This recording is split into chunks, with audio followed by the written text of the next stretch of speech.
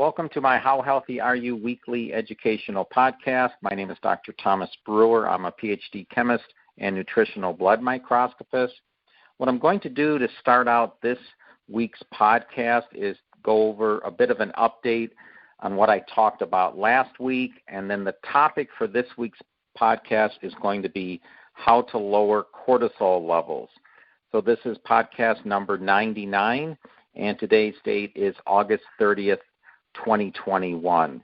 So as far as last week's information, I was talking about eggs and how great eggs were as a source of protein. One thing I got was a couple of questions, though, about the best kind of eggs to buy. So what you want to purchase is pasture-raised organic eggs. That way you will get the benefits that I talked about during last week's podcast. Now, you lose a lot of those benefits when you buy commercial eggs. Second thing to do is don't cook the yolk too much. So a question I got was the best way to cook eggs.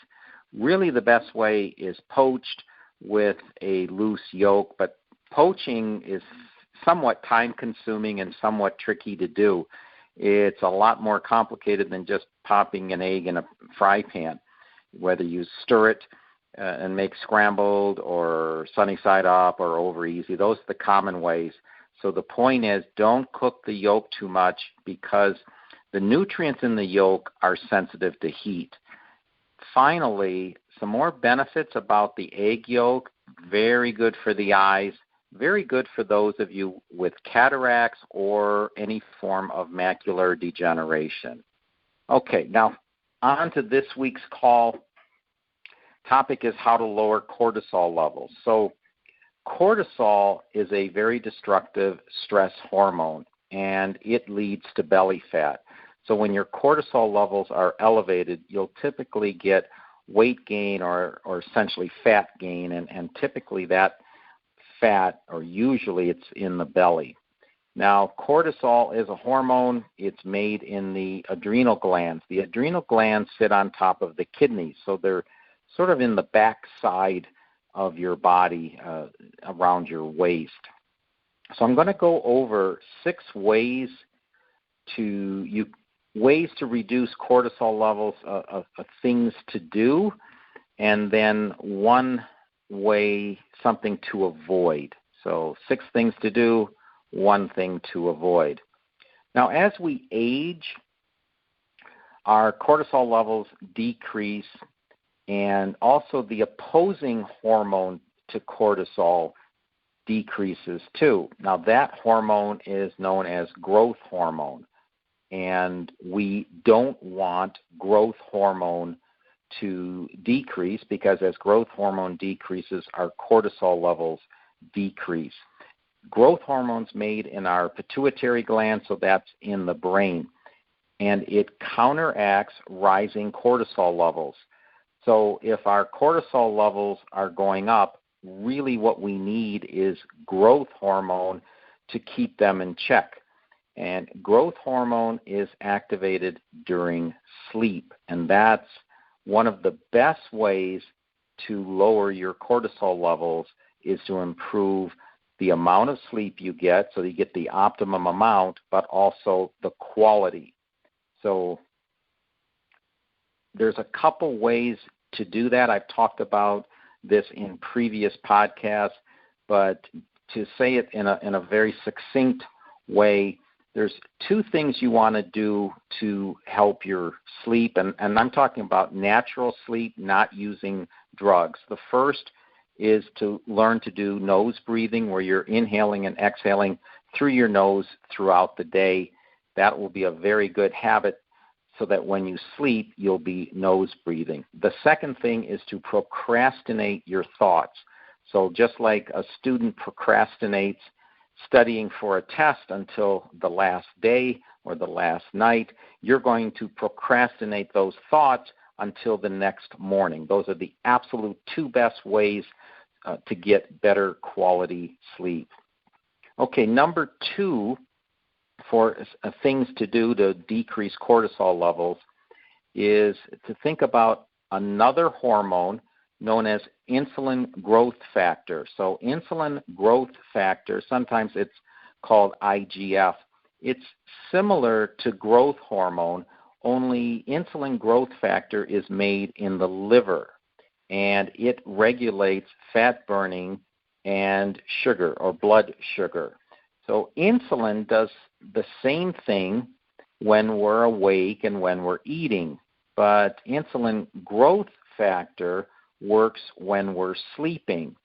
And what we want to do is optimize insulin growth factor. The way to do that is to not snack. So if you're eating only 2 to 3 meals per day and you're not snacking, especially after your last meal of the day, then you will optimize insulin growth factor so that you are burning fat and utilizing blood sugar properly.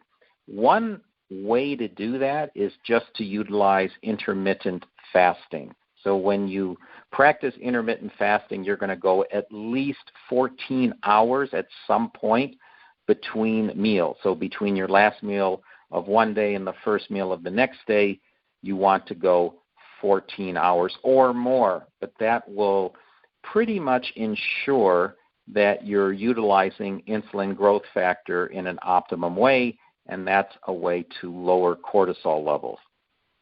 The third thing to do is to get some sunlight and get into the sun. So all we need is about 15 minutes of sunlight touching our skin to make 10,000 IUs of vitamin D3. Now that's a pretty significant amount, and that is not enough time in the sun to generate skin cancer. So on the days you can't get into the sun for 15 minutes, then you're going to supplement with vitamin D3. And the best vitamin D3 supplements come with vitamin K2. So if you're supplementing with D3 on the days you can't be in the sun, make sure your D3 comes with vitamin K2 or just buy the K2 separately. Okay, the fourth item, something to do to lower cortisol levels, is simple. It's walking. It's one of the best movements or exercises for stress reduction. I recommend walking in your subdivision, going on a hike, which is even better for stress reduction when you're out in nature. But just the simple act of taking a walk will lower your stress and therefore lower your cortisol levels. The fifth item, another supplement or nutrient, and it's potassium. So potassium is found in many, many foods such as beans, lentils, spinach, broccoli, avocado, and of course bananas. Most of us are familiar with bananas being a high source of potassium. So potassium supports something called our parasympathetic nervous system. And the whole purpose of this side of our nervous system is it opposes the fight or flight mechanism that would normally raise our cortisol levels. So make sure you get enough potassium. The sixth item is another supplement, and that is vitamin B1. So I've talked about this before about diabetics. Diabetics need to get vitamin B1. The easy way to get it is Brewer's yeast. It's a natural way, and so it is a true way to get vitamin B1 versus a synthetic substitute for vitamin B1. So very good for diabetics, also good to decrease your stress levels of cortisol hormone.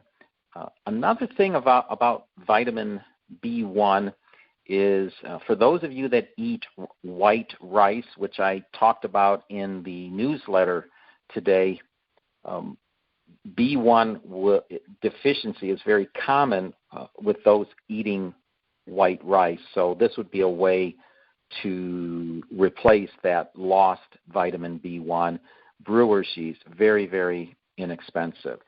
Now, finally, something to avoid so that you decrease your cortisol hormone levels, and that is avoiding people that stress you, avoiding people that bring you down, avoiding negative people. So the whole point here is to take better control of your environment.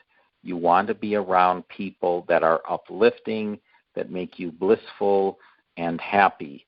And that is a great way to not only lower your stress, but therefore lowering your cortisol levels.